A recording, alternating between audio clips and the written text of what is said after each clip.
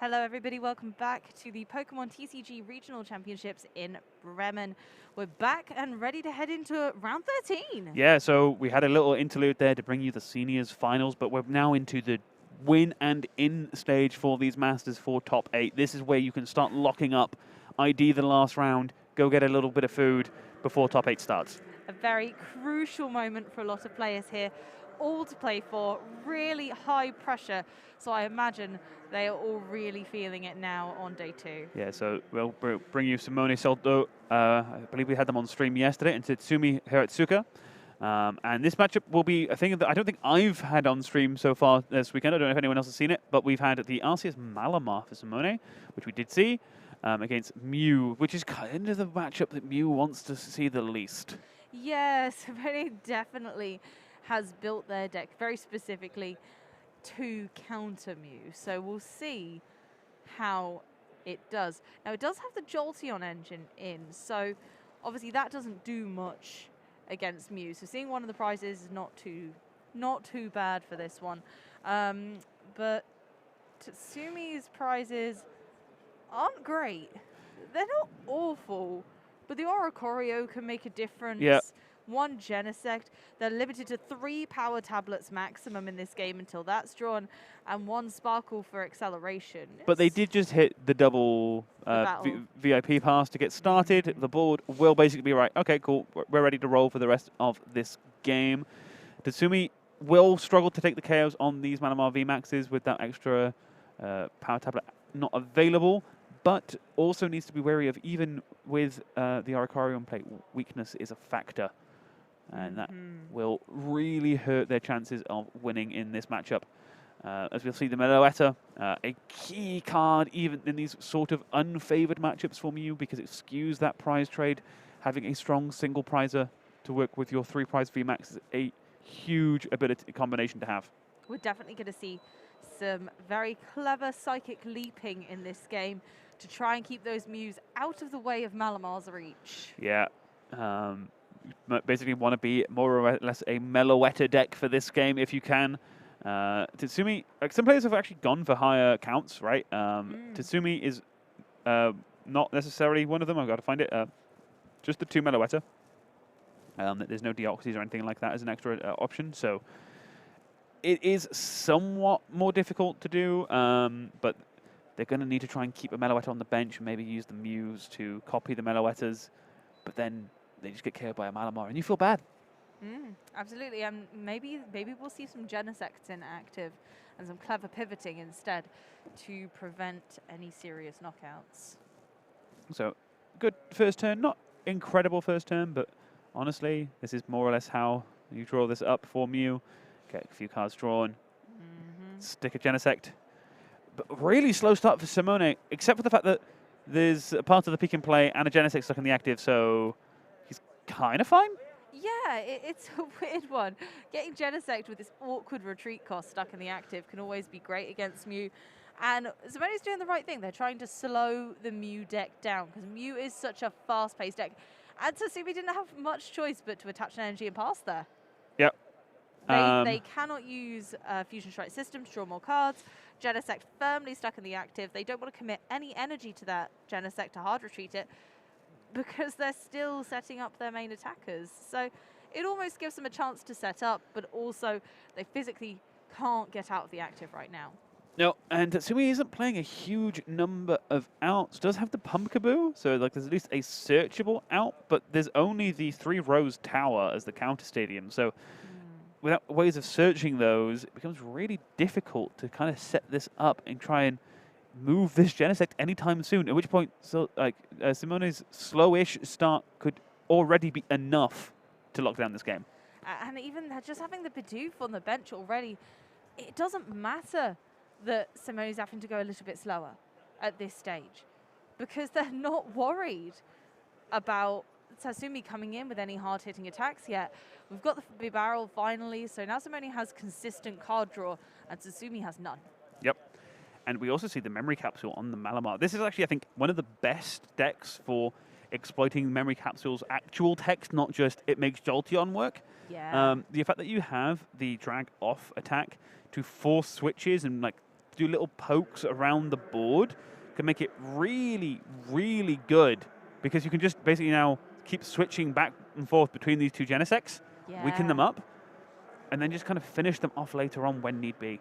Yeah, it's a really beautiful tactic, and it's awesome to see memory capture being utilized with these sorts of Pokemon, giving the Jolteon mechanic better bandwidth when it comes to how it's utilized, because Jolteon's not needed right now. And we just see a attempted Cram-O-Matic and a pass there for Tatsumi, getting the tails on the Cram, discarding the VIP pass.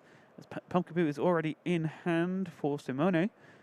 Will not be using that right now, and will be throwing it away, because, well, I like that stadium where it is. Thank you very much. And Simone even has an extra path to the peak in hand. So if Tatsumi does manage to get rid of this one, another will soon follow. I unfortunately can't see much of a way out of this anytime soon.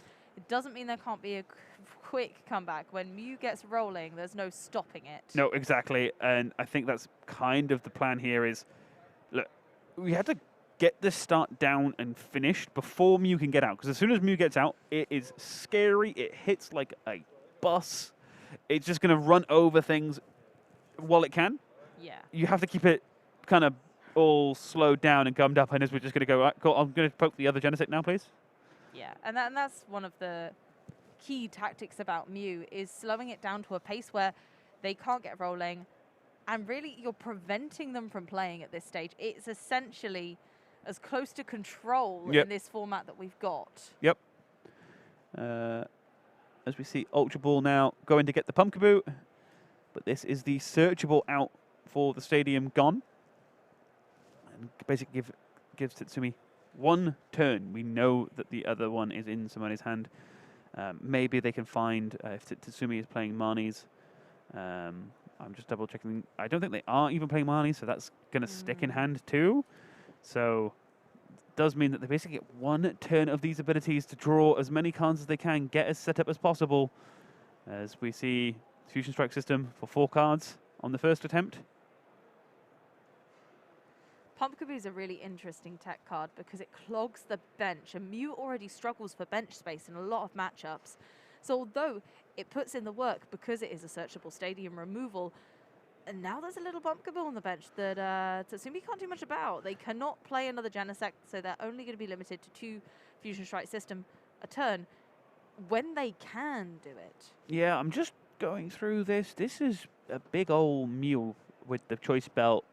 Double 3 Fusion Strike energy in play. Huge.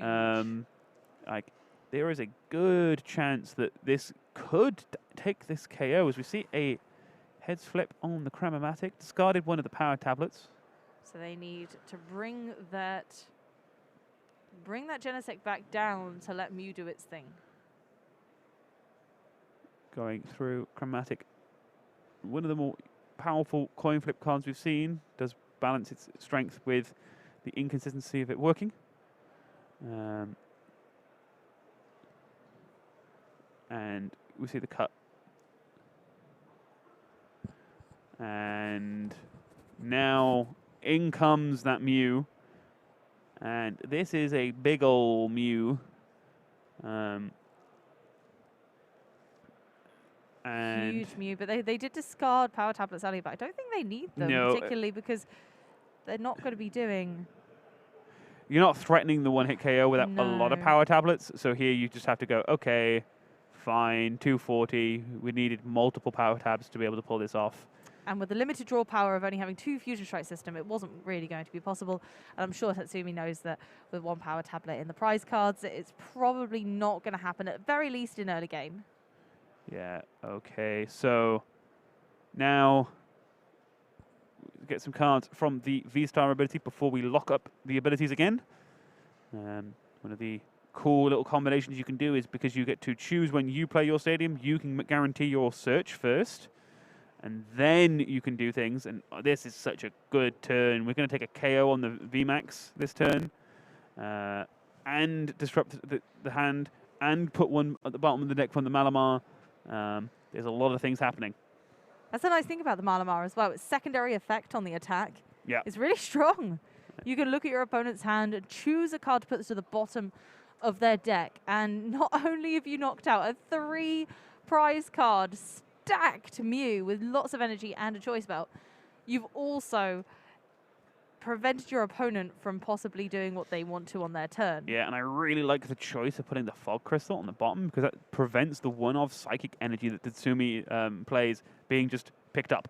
Because if you find that, attach it, KO the active VMAX, well, hang on, we're kind of in parity then. We've got the prize trade is back on level playing field, though, okay, they just drew the Fusion Strike energy, so they get it anyhow. And it's going to KO the VMAX, go down to 3 prize cards left of their own. Ooh, it's kind of not quite close because now Simone doesn't have the Dark type advantage over the Mew, but RCS itself is very powerful and can get that Malamar ready, so it's certainly not over yet. No, and the other crazy thing with this, though, is that we haven't seen Tatsumi throw the power tablets in, right? And I think that's going to make a huge difference if... Actually, maybe there's another way of taking a one-hit knockout here. Yeah, potentially. They've got access to 2 more power tablets, and an extra 60 damage is very... like, really boosts things, but then when you factor in things like the choice bands and stuff like that, like, maybe there's still a chance to be able to take a one-hit knockout somewhere and kind of remove a lot of the energy off the board again. It's one of Mew's greatest strengths, is the ability to modify its damage into whatever you might need that turn. It can hit the biggest VMAXs for one-hit KOs with enough power tablets and modifiers. Yeah, so it looks like we just see some industrious incisors and a quick ordinary rod to go, well, I kind of want that Malamar back, please. I'm going to need him for later on. And then just the attack from the RCS. From the basic one for no damage, just to power up the Malamar on the bench. Because the thing is that this is still really, really scary for Tatsumi. Sure, you might be able to KO the active, but there's a big charm on that Malamar V. It's kind of awkward. And with this part of the peak, Tatsumi needs an out to the part of the peak now. Otherwise, this game starts running away. It does indeed. And with one stadium and the prizes as well, and no way to search a stadium, a clogged bench, and Pumpkaboo's already down, getting rid of part of the peak at this stage seems difficult. And the nice thing about Simone's deck is at the moment they don't need to attack with the Arceus. Nope. They absolutely do not need to. Charging up that Malamar was all they wanted to do. Even hard retreating that Arceus with the double turbo energy is fine. As long as it doesn't get KO'd, they do not mind, because the play I'm sure they're going for is to get that Malamar VMAX'd into the active and knock out a Mew for game. Yeah, I did just have a double check of exactly how much Malamar did with its own second attack, and it's 130. So it's not quite enough to KO the Mew to steal the game, but I was just like, hang on. I've never seen this attack used. Like, hang on. But we might see some brain shakes come in if they can't VMAX this turn. But the hand does look a little awkward for Simone, actually, for next turn, because like there's a couple of energy clogging it, so you can't get too many cards out. And we just see the retreat into the Pumpkin to be like, help. Although, saying that, they've just got an evolution incense off the top deck by the looks of it. And even so, the Peony B-Barrel combo is one of my favorites, actually. Emptying your hand, getting things you need, and then just refreshing your hand immediately with Industrious Incisors is fantastic. So as long as they're not too afraid of losing a couple of those energy, and it looks like that, they're going for the Peony, which is great. I really like that combo. Yeah, the only risk here is, okay, you take the single prize on this Mew, but now we have to think about, well, we had to throw away another part of the peak. Like, we can find ways out of this. There's a lot of resources used there, but if they use the Arceus to KO the Pumpkaboo, they're not in too much danger because they've still got their Malamar completely ready now. Yep. To knock out whatever is promoted. It's also like, what is Tatsumi's options at that point, right? Like, great, you can like throw up a Mew, tank a hit with that from the RCS, but if you throw up a Mew and leave it in the active position, Malamar comes in and wins the game. You can't really throw up anything on the bench to tank this hit from the RCS, because I mean, everything's kind of got a little bit of damage on it now. Those little drag-offs earlier on in the game have really changed the price trade.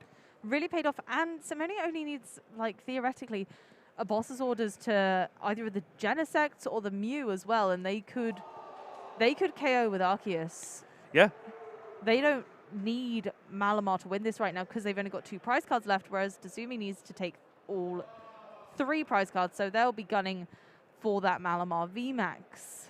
Yeah, and just a pass. Yeah, you just have to leave the single prizer in the active. Anything other than that, I mean, you just risk losing, right? Like, you can't afford to give anything else up now. Just have to go, okay, Meloetta, and maybe I draw the out next turn. If I draw the out next turn, I can still find ways to win this. But right now, that's just out of reach. Really hoping not to see a boss's orders. I don't think we saw one. We didn't see many playable cards either, which means I think we're only drawing 1 card off this second one. But no, just going to go ahead and go, right, cool, I'm going to get the boss. And this says, no matter what happens next turn, I am bossing you next turn. Yeah. Yes. Like, 1 card in hand. Go ahead. You have a turn. I'm winning otherwise. Yeah, it would be really rough here. Malamar, Tatsumi would need to KO Malamar now. And it's going to take everything in their arsenal to do so. I'm not sure they can reach the damage. I was just trying to do some maths because to see the choice belt in the prizes and yet shake up the hands for end of game 1. Simone taking it 1-0 there. And this is kind of what Malamar's all about. Malamar says, Mew, no, I win now. Is absolutely built that way. It's not fussing around. We didn't see a lot of Malamar when it first was released as a card, but as soon as Mew started threatening everything, it definitely starts to get a little bit scarier. Yep, and as we reach basically into the deep parts of Swiss, this is the second last game for Swiss, I think, today. I think we have one more after this. So these players are in position to lock up positions for top 8. I think we already have a few players already locked in for top 8. So if I worked out the bubble correctly, I think Kai Wainwright from the UK ID'd with Gabor Van Mienen to lock up 32 and 30 points respectively. So very likely, I think Gabor needs 1 more ID. Kai is almost certainly in at this point. So this top 8 is starting to shape up. Maybe Simone will be joining them with this RCS Bibarel Malamar variant. Tatsumi, slightly awkward. There's a couple of crams in the prizes. Sure, they may not always work, but you still would like them. Ideally, yeah. And a Meloetta, which is really interesting, because as we saw, the single prizes are quite important to Tatsumi. When Simone manages to get that lock in place, really that's one of their outs to it. So we're looking a little bit sketchy on the prize cards, I think, especially with Rose Tower as well. It's not yeah, you have great. one of your counter stadiums aren't available. You also lose, is that a Raihan? It's a Leon. It's a Leon, okay. So one of your big damage boosters. Yeah, so you're going to find it a little bit difficult to take the KOs. And Simone is like, cool, I can start Pumpkaboo, I don't really care. Arakario doesn't really matter in this matchup because weakness is a factor. As we get underway with a quick ball, grabbing the Genesect V, Fusion Strike system online, start drawing cards, start finding pieces to at least make this turn and this game as close as physically possible.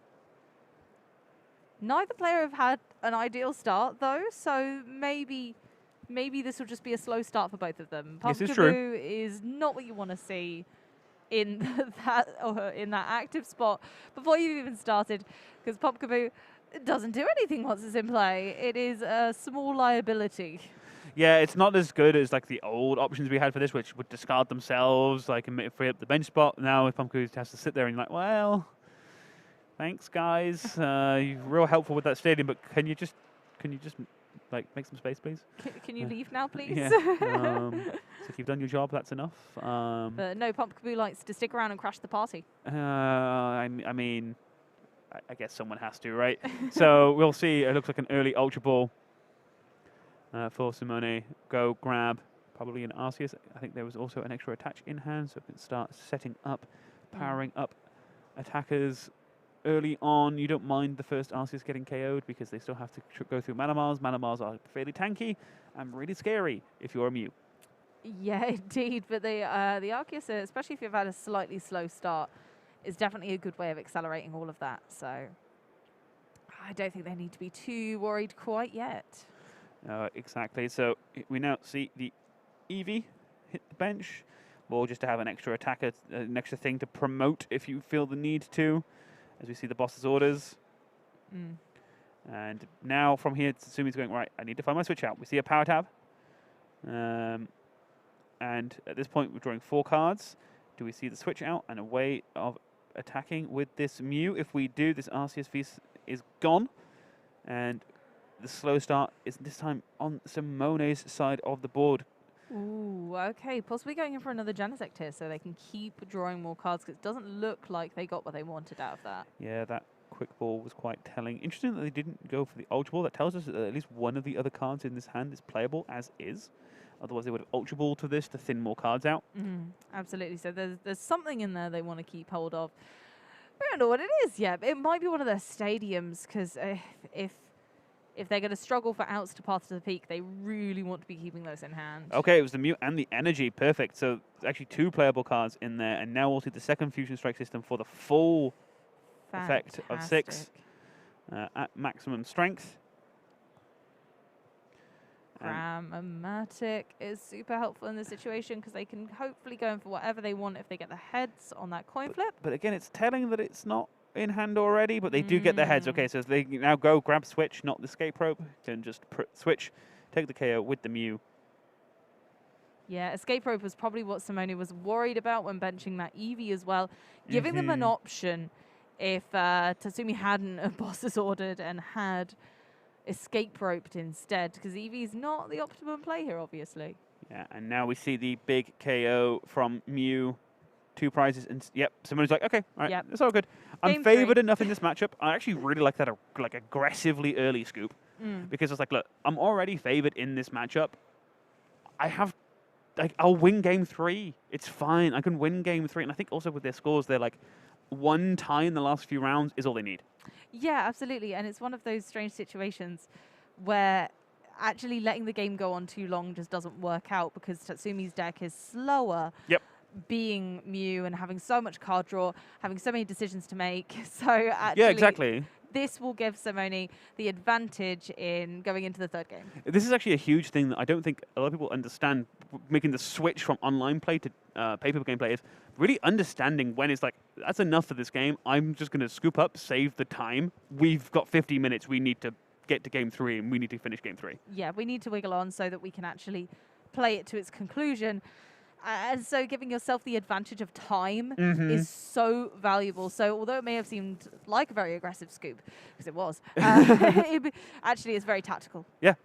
You have to be thinking about this. Like, the clock is a resource, and having to balance that kind of amount of time left with how long you think game 3 could end up taking, you have to be able to maximize your odds. Absolutely. So, yeah, and we absolutely saw Mew do what Mew does best there, which was just get set up so quick and steamroll the competition so they don't have time to do what they need to do. Yeah. Like, Mew to me is kind of a rude deck. It's kind of like, hey, you done yet? You done yet? No? Cool, I win. And I'm like, well, that's great. Yeah, the nice thing about Malamar is it's rude back. Yeah, Malamar's like, put it away. So that's kind of like it's quite annoying to play against, because it's just like, yeah, you're on a real short timer to get your stuff done. As looks like Tatsumi is going first, so Simone opting to go second. And Simone's prizes aren't that bad this time. Like, they don't need the Eevee, they don't need the Pumpkaboo.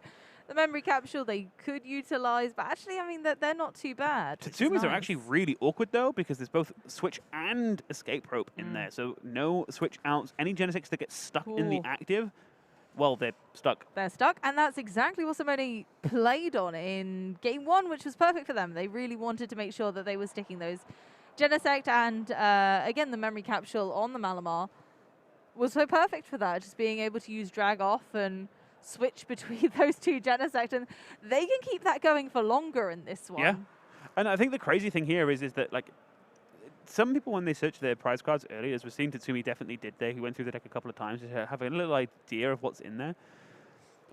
Things like switch and escape rope aren't necessarily on your list of priority cards to check. You're often looking for, like, how many Mews do I have? How many Genesects do I have access to? What's my Fusion Strike energy like looking for this game? And that can come back to kind of bite you when you go, well, okay, all right, cool. So I'm just going to switch? Oh, no, I'm not going to Yeah. switch. Okay. I've noticed a few players start to play secret rare versions of their one-obs to make them easier in searches. Oh, that's a good idea, yeah. Players So really make them stand out. I like that. yeah, so they really stand out. So if you run one escape rope, if you have the resources to do so, run a secret rare one, because then you don't see that gold shimmer. You're like, okay, no escape rope. Yeah. But like you say, if it's just a regular one or a hollow, it can be so much harder to spot it. Yeah. As we'll see, the first and second Fusion Strike systems draw a bunch of cards for Tatsumi on the first turn. They're like, oh, I don't need supporters. What do you want to make? Like, no turn one support. It's fine. I'll just draw cards. I don't care. Oh yeah, when abilities come into play quite so harshly like that, you don't need lots of draw support. Ditching the Pumpkaboo is very interesting. Yeah, that is up there for interesting lines, and it was one of those plays that you're like, okay, there's got to be a good reason, especially not taking anything on that quick ball. Especially because also there's one Rose Tower in prize cards, so they're very limited for being able to combat Path to the Peak. Yeah, a Path to the Peak at this point has no searchable out, and only 2 Rose Tower available in the deck to be able to even, I mean, kick them at all. Maybe they're just going, look, I'm already drawing enough cards that it doesn't actually end up mattering.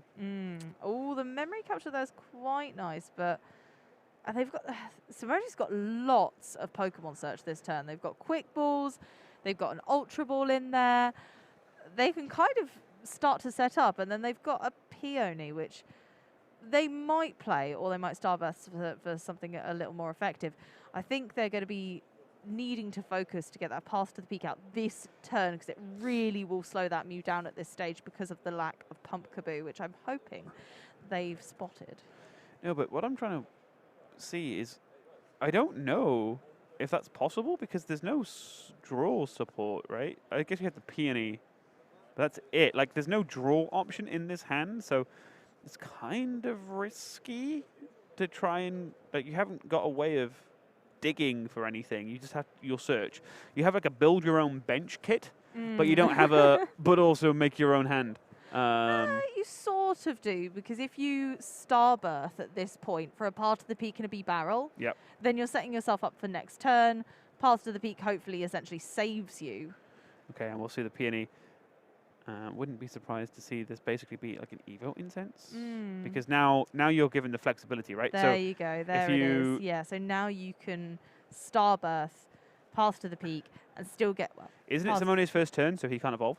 You're right. Oh, yeah, I forgot. Yeah, it was actually still their first turn. So they're just going to Path and wait. Yeah, I mean, like the Path to the Peak, and the interaction with Starbirth is more, if you can Starbirth, you want to, because I mean, pretty good. Yeah. But also, it's really just there to get you set up. If, however, you're basically playing the Malamar style plan here for this matchup, you don't really care. What you want is that Evo Incense, because if Tatsumi has an out for the stadium, you can go ahead, grab the V-Star, go, and if not, you can have the out instead to the B-Barrel. B-Barrel, and again, fantastic combo with the Peony and B-Barrel. They just have to wait an extra little bit of a turn to do so, because Mew is ready to go. Mew's like, all right, let's start taking some KOs. That's what we're here for.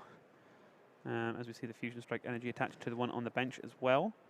No way for this Malamar to respond in a meaningful way, I don't think. I don't think there's any energy acceleration in Simone's list. As we just see the instantaneous, all right, okay, all right, well, I guess I'm not taking the V-Star then. No. Kind of Evo Incense. So, drawing up to 5 cards, 1 card in hand. I didn't see what was top decked. No, I didn't spot it either, but it's the only card in hand now, so, well, it's not playable right now, which is interesting. And draws Ooh. a fresh 5. I see a Sharon's Care, that's not particularly helpful. We see a Drag Off. Drag Off is actually pretty good. They did take the escape rope, so Tatsumi did take the escape rope from prizes, so it has the switch out. But the fact that you can use Drag Off, pull up the Genesect, and the thing is that even if they escape rope you, if you can put with this barrel on the bench, or the Bidoof, you're kind of okay to be like, okay, it's okay, we'll Drag Off. If you escape rope me, I'll just give you the Bidoof. I don't care. And we'll do it again next turn. Yeah. So they know now that Tatsumi has burned or will have burned their escape rope. Yep. So that's no longer a threat. So if Simone can just keep dragging forward Genesects, this could work out for them. Yeah, the opposite instead to attach for the benched Malamar, saying, look, I think you're going to be able to deal with this situation anyhow. I need to spread my attachments. And it's basically saying, look, okay, you're going to need a turn's worth here. As they have the switch. Are they playing 2-switch? They must be playing 2-switch. Yeah, must be. So 2-switch and an escape rope. That's it is 2-switch. Two escape rope. And does actually need the switch here because they would have used Genesec's attack, right, to reset. So basically they need to burn a switch out here to be able to attack again. Yeah, this Mew list actually has a lot of switching options, which is something you don't see all the time in a Mew list. So 2-switch and 2 escape rope gives this real nice flexibility against Malamar. So clearly a matchup that Tatsumi has tested against. Well, I think it's actually been a fairly popular deck, right? As we see the Elsa Sparkle, one of the strongest cards in this deck. I actually haven't seen it played all that often this weekend. I think it's just like people, that's sort of like turn 1, you want to be bossing every turn with Mew, so you basically only have a couple of turns where you really care. But now, multiple attackers set up for Tatsumi, and we're just going to see another Technoblast KO. Going down to 2 prize cards between them and securing most likely a spot in top 8. So now we see the double turbo energy. No, we don't. On the Malamar. Trying to work it out. Obviously, the attacks for Malamar are both double dark colorless, so not actually particularly helpful. As we see a second Bidoof and a Marnie. Big hand for Tatsumi, so disrupting this big hand. And this path sticking is huge. And this is the turn. We're like, okay, if we can pull this off, this is the turn. Like, this is the single chance that we really have at this. We've disrupted the hand. We have the ability lock. Can we also maybe take a KO? Can we also disrupt the hand some more if we can get into the VMAX? Yeah, they might be able to claw this back yet. There's a lot to be said about weakness in this matchup. The Mew V on bench, it's not a VMAX yet. No, it's not. And even then, hitting the big numbers against a Malamar is difficult. So it's not, even then, it's not a guarantee that they're going to be able to hit hard enough to one-hit KO the Malamar. And then with a Mew being vulnerable in the active, that was a lot of energy in that hand. Yes, a lot of double turbos, and none of those are dark. So what we might have to see here is something along the lines of a memory capsule drag off, and maybe hope that by Marnieing you've put Tatsumi on a hand which doesn't include a switch out for one of the Genesects. Or alternatively, just going to go say, cool, I don't think you have boss. I'm going to switch for the B-barrel attached, so they've got a retreat cost ready. Yeah, and then pass the turn over. Simone doesn't look particularly happy with how this game has panned out. I would probably agree with them. As we see the Chromatic, this is a big flip. If this is heads, this could basically spell the game. Ooh. Yeah, Simone, who looked away, was like, well, it's pretty good. I don't know what the outs are in Tatsumi's hand, but something as simple as a boss could do it if they already have the VMAX. They could also counter Stadium here. If they can get to the counter Stadium, then, yep, they can draw a ton of cards. And now it's possible for a switch out and a VMAX and a KO. As we see the 4th Fusion Strike energy in play, so all 4 in play right now. But no Meloetta, so we can't use Meloetta's Fantastic Attack, which would utilize all 4 of those for maximum damage. So that does make it harder for them to knock out the Malamar. Yeah, so Echoing Horn, the Malamar. Oh, lovely. And now the Fusion Strike systems are basically going, boss one time, please? Yeah, where's our boss's orders? Can we see Giovanni? Yeah. Are we going to see it now come down to win the game? We do also see, actually, we also see an Ultra Ball here, which is a great pickup because this means that the second Mew can become a VMAX, meaning that you no longer need to switch out. You can just attack with the other one. So that's what we'll see here, I think, is we're going to go grab the Mew VMAX. And now all we need is a boss. Thinning the hand is lovely as well because they've still got 2 Fusion Strike systems to use. So the boss is still very much a play that is a solid possibility right now. And now going to be in range for KOs. Chromatic again. This is basically it. Like, if this is a flip, it's a tails. Okay, so they're going to have to do it the hard way. Well, relatively speaking, as we see the Rose Tower get used now, drawing 2 cards. No boss still. It's like a Meloetta and a Fog Crystal. Yeah, just going to, again, burn the card. Take the out if you need to. Nothing in there to take, I don't think. No, they discarded their Psychic Energy earlier, so it doesn't look like much would be of use to them, especially when they've got extra Fusion Strike systems. You don't want to take anything you can't bench, so Psychic type-wise, we're limited also. Okay, there's the next Fusion Strike system. I still don't see it. And how many more instant playable cards are there in this hand to thin again to use the next one? Okay, we'll see Escape Rope going into the other Mew here. Does make it a little bit more difficult for Simone because they don't have the retreat cost on that B-Barrel and their Malamar still isn't ready. I'll see another Fog Crystal just burned. I'm basically saying, right, cool, go ahead, cut. If you put me on this boss, this is it. This is the game. This is me in top 8. Thinning an extra couple of cards out as well. And now we'll see the final Fusion Strike system for no boss, but a Chromatic. Oh, gosh, it's down to a coin flip. Here we go. The third Chromatic of the turn. Oh, off the table. Have to go again. Is a heads. Oh, there it is. Simone was like, of course, with the boss, the fist bump, and that is Tatsumi into top 8 there with the win. Putting them on. I'm just double checking their actual points total now, so they should be pretty safe in. Oh no, actually they're on 29, so they might need another win, but definitely borderline here for top 8 for them as we are getting right into the business end of the tournament. What an exciting final turn that was. Absolutely incredible. The Malamar deck that is pretty hell-bent and specifically built to beat Mew VMAX taking the loss there is really interesting. And that's basically it, right? Is you're trying to target the matchup, but sometimes you can't always win those targeted matchups, right? Like, you're never going to be a 100%. It's never 100-0 split. No, never. Right? It's like 80-20, 70-30. And that's fine, because occasionally this will happen to you where you get slightly awkward hands and Mute goes, it's fine, I'll find my outs, I'll flip 2 out of 3 heads on the final turn for the Chromatics. You can't always win those favorable matchups. No. Every deck will do its thing, and every deck will brick sometimes. Yeah. It will not go your way all of the time. And like you say, there's a lot of coin flips in format at the moment with Mew as well. And if they just hadn't have managed to get that boss, an extra turn could have given their opponent the advantage. Yeah, and that's it, right? Is you have to kind of live on the edge with some of these decks. Like, you don't always get to like have full control, and maybe that's what puts a lot of people playing Mew off, right? It's like with RCS and Inteleon engines, you have a say. You get control. To choose and like pick and grab pieces as and when you want them. Mew, you're a little bit dicey. You're like, okay, I got to draw it. If I don't draw it, well, this is going to suck.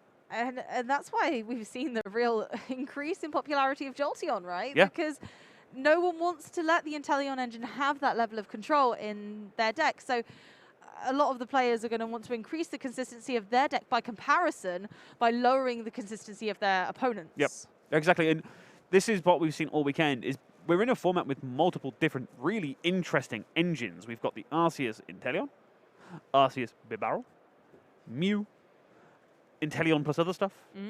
Like, there's so many different ways of building decks right now, so many different ways of kind of making sure your deck does what you want it to do, that it's a really interesting format, really skill testing. And actually, speaking of the format, let's go have a look at what made top 32. So this is all the decks for day 2. And what we'll have here is, as it's flicking back and forth very quickly, we have 2 slides, right? So the first slide is basically what made the day 2 as a whole. And we'll see that actually if you group them all together, there's an awful lot of RCS V-Star. This is basically making up the vast majority of our cut, just over half. But then we did see, even though we haven't seen it historically be that popular in Europe, there's an awful lot of Mew too. There is, and it's really interesting to see Ice Rider still doing well after all this time. It's been around for a while, and it still stampedes the competition. It does so much damage. It's fantastic. And it's always lovely to see those slithers on the pie charts of the rogue decks that have managed to make day 2. So huge shout out to the Decidueye Inteleon Galarian Moltres and Weezing Inteleon box player today. Yeah, and we saw some really interesting lists, but what's really interesting is the variety that we've seen within these archetypes, right? So within that RCS, it's 26 of them in total. There's a big split. We've seen a ton of people bring the classic, as it were now, RCS Inteleon, just the, I'm going to be consistent, I'm always going to get what I want. But the next 2 variants, the Malamar and the Beedrill, target certain matchups in different ways, have different game plans. And then there's also all the others. Yeah, there are so many, and you know, all of these will have slightly different builds. They'll have all been tested in different ways. And it's so interesting to see that Arceus can truly be this diverse. It's huge, and you don't normally see this in a meta. So it's amazing, really, because you don't usually have to have a pie chart within a pie chart. Yep. And I love it personally. I think it's great and brings a great diversity to the format that you don't normally achieve. Well, and this is the thing, right? Like the last time we really saw this was kind of the Zoroark GX era, where you could go Zoroark as your engine plus kind of like you had choices of stage 1s, you had like the Gardevoir, people were playing the Magneton, Duskmane, Necrozma. Then you had the stage 1 stuff with like the Gallipods, the Lycanrocs. And they were all using kind of a core for Zoroark. But they didn't have to have the same like other attackers. And we basically see this here, right? We effectively have the RCS is the like thing that holds it all together. But there's an awful lot of other things you can stick together with it. This kind of RCS plus random VMAX kind of way that we're effectively in right now. Yeah, like a binder drop Arceus almost. I mean, it almost feels like you could do that to an extent. I'm not saying that this is what happened with some of these decks. I'm just like, it's more of a, there are definitely approaches that you can take where you can go, cool, I think this V-Star or VMAX is particularly good into the format. So I'm going to pair it with Arceus, get it up and running, and off to the races. Especially considering weaknesses. Yeah. Like, that's something that we can really look at as well here. So whenever you're considering pairing anything with Arceus, it's nice to consider what's doing really well. Let's have a look at all of the types that we can pop up against that. Yeah, so a ton of Arceus engines and really interesting to see what will actually make top 8 now. So we're going to take a short break and we'll be bringing you round 14 very soon.